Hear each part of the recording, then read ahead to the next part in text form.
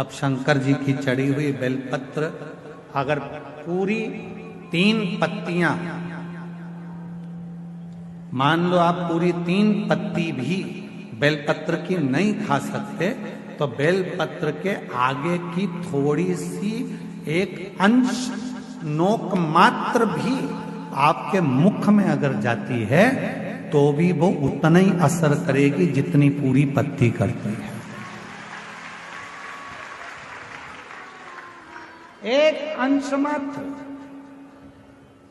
अब कोई तुमसे पूछे क्यों महाराज जी ये कथा कहां मिलेगी, तो स्कंद पुराण में, शिव महापुराण में, देवी भागवत में इस कथा का वर्णन है कि भगवान देवादिदेव महादेव हाकड़िया की रोटी बनाई, काकड़िया की साग, और परसे माता पार्वती जी पावे भोलानाथ, माना शिव रटोरे, छोड़ दो कपट मन शिव रटोरे, शिव रटोरे मन शिव रटोरे, छोड़ दो कपट मन शिव रटोरे। आकड़िया की रोटी बनाई, काकड़िया की साग, आकड़िया की रोटी बनाई, काकड़िया की साग, और परसे माता पार्वती जी, परसे माता पार्वती जी पावा भोलानाथ, मन शिव रटोरे, छोड़ दो कपट मन शिव रटोरे, मन शिव रटोरे, मन शिव रटोरे, छोड़ दो कपट मन शिव। हमारे यहाँ शास्त्रों में ऐसा मिलता है कि पार्वती जी भोजन बनाती हैं, शिव जी को खिलाती हैं।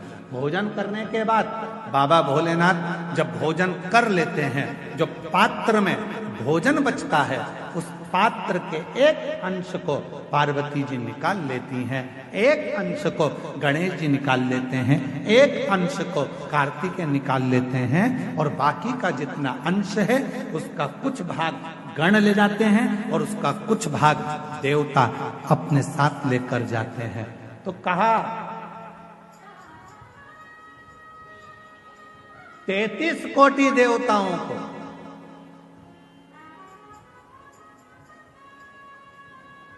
भोजन की थाली का कितना भाग मिलता था,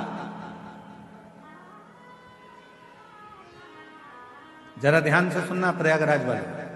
जितनी मेरी जीजियां बैठी हैं, जीजा बैठे हैं, मेरी बेटियां बैठी हैं, बेटा बैठे हैं, जितने मेरे बुजुर्ग माँ बाप बैठे हैं, सब सावधानी से सुनना, और जितने आस्था चैनल पर, फेसबुक, यूट्यूब पर, जितना सोशल मीडिया पर सुन रहे हो, सब सावधानी से सुनना कि शिवजी की थाली में से जो भोजन बचता था वो 33 कोटि देवता, अब ध्यान देना, गणेश जी का हिस्सा निकल गया, पार्वती जी का निकल गया, कार्तिकेय जी का निकल गया, योगिनियों का निकल गया, गणों का निकल गया, उसके बाद में देवताओं का हिस्सा। आखिर वो देवताओं के हिस्से में से 33 कोटि देवताओं को उस भोजन में से मिलता कितना भोजन मिलता होगा, वो प्रश्न है। तो कहा प्रसाद का मतलब क्या है?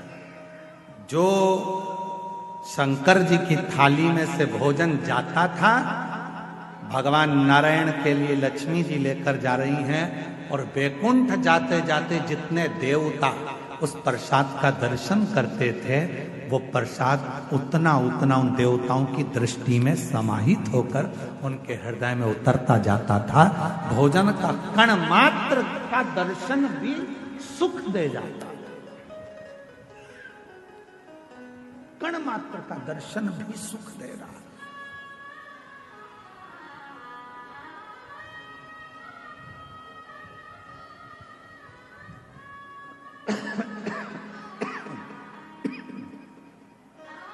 एक कण मात्र का दर्शन। हमने देखा है जिनके नाम लिए जाते हैं, पत्र पढ़ा जाता है, जब वो बेलपत्री लेने के लिए आते हैं और बेलपत्री लेकर जाते हैं, तो कई माताएं कहती है उस बेलपत्र का दर्शन करा दो। बेलपत्र लेकर जाने वाला पूछता है कि बेलपत्र का दर्शन कर कर क्या करोगे? हमने शिव पुराण में पढ़ा है, उमा संहिता में वर्णन है, कौमार खंड में भी वर्णन है कि शिव जी के प्रसाद का मात्र दर्शन कर लेने से भीतर के सारे विषाद समाप्त हो जाते हैं।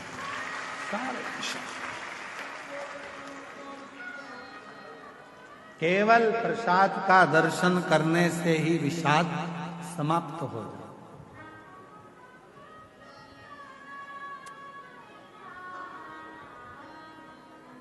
आप लोग रोज रोज अगर बेलपत्री खाओगे, भाई स्वास्थ्य खराब है तब थोड़ा सा अंश ले लो, रोज रोज खाओगे तो मुख में छार छार सा हो, कई बार स्वाद नहीं आता फिर भोजन, कई बार जिह्वा छारी छारी सी हो जाती। रोज क्यों खाना? रोज बेलपत्र अगर उठाकर ला भी रहे हो, उसमें से एक अंश मात्र, कण का मात्र बेलपत्र को अपने मुख में ले लो, बहुत। बाकी के बेलपत्र का क्या करें गुरुजी? लाओ, सुखाओ, इकट्ठी हो जाए, चूरा बनाओ, चूरा बना के महीन पीस कर उसको रख लो, उसको रख लो।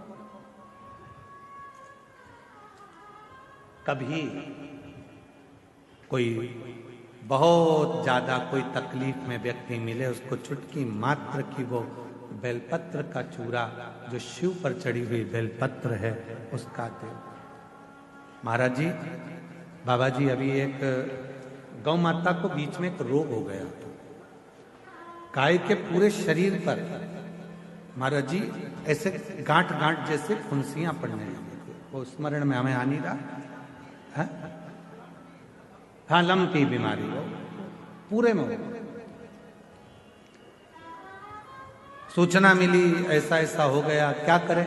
हमने कहा अपने धाम पर जितनी भी बेलपत्र आती है उसको सुखाया जाए, सुखा कर पीसा जाए, पीस कर रोटी में मिलाया जाए और रोटी बनाकर गाय को खिलाई जाए। थोड़ी थोड़ी बेलपत्र की मात्रा, एक एक डेढ़ डेढ़ बेलपत्र की मात्रा की रोटी बनाई। डाला कितना? केवल एक बेलपत्र का आधा अंश उस रोटी में डाल डालकर जब गाय को दिया तो वो लंपी की जो बीमारी थी वो धीरे धीरे धीरे धीरे समाप्त हो गई।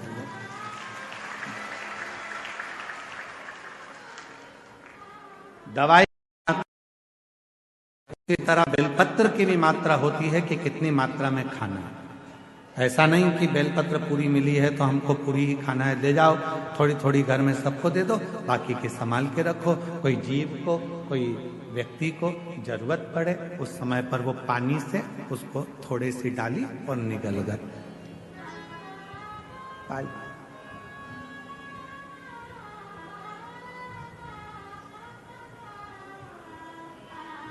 कुछ मात्रा, और बीमारी हो तब जरूर उसकी बेलपत्र का थोड़ा सा भाग शिव पे चढ़ा हुआ अवश्य।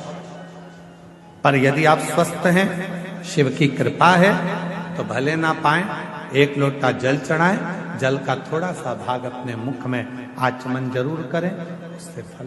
कई लोग कहते हैं गुरुजी हम जब भगवान शंकर का मंत्र जाप करते हैं, शिव नाम लेते हैं, शिव जी का स्मरण करते हैं, शिव नाम का स्मरण करते हैं, भगवान शंकर की विरल भक्ति को धारण करते हैं या शिव नाम को हम ग्रहण करते हैं, तो हम जब भगवान शंकर के मंत्र को या शिव के नाम को जब हम जपते हैं, शिव नाम को जब हम लेते हैं, तो क्या वो देव अधिदेव महादेव तक हमारा लिया गया नाम पहुंच जाता है?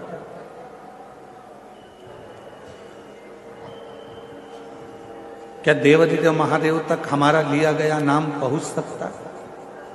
तो पहले तो अपने भीतर से एक भ्रम निकालो, अपने अंदर का एक भ्रम निकालो कि महादेव तक हम जो नाम ले रहे हैं वो पहुंचेगा कि नहीं पहुंचेगा। पहले अपने भीतर का ये भ्रम समाप्त करो। मतलब आपकी दृष्टि में ये है कि आपकी दृष्टि में लगता है कि ऐसा है कि शंकर भगवान हमसे बहुत दूर है, शिव जी हमसे बहुत दूर है। जब तो आपकी बुद्धि में यह बात आती है कि हम जो बात कहेंगे वो शिव जी सुनेंगे कि ना सुनेंगे,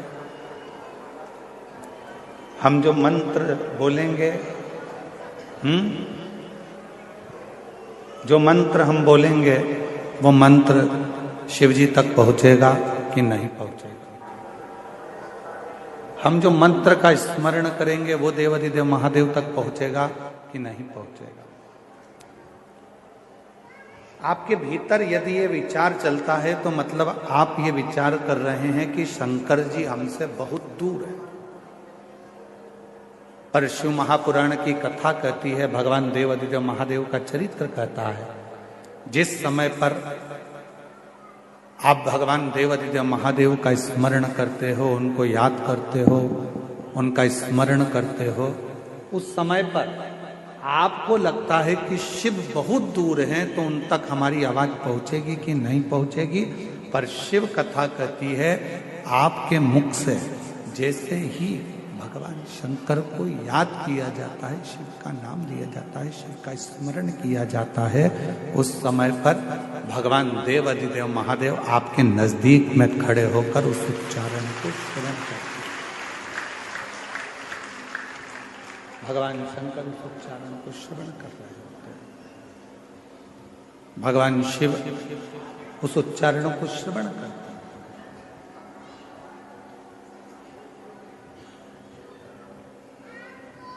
आवाज किन तक पहुंचना चाहिए?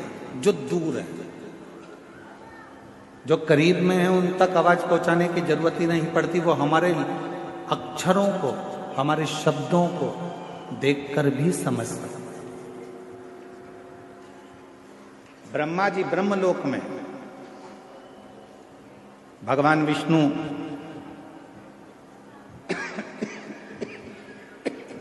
बैकुंठ लोक में,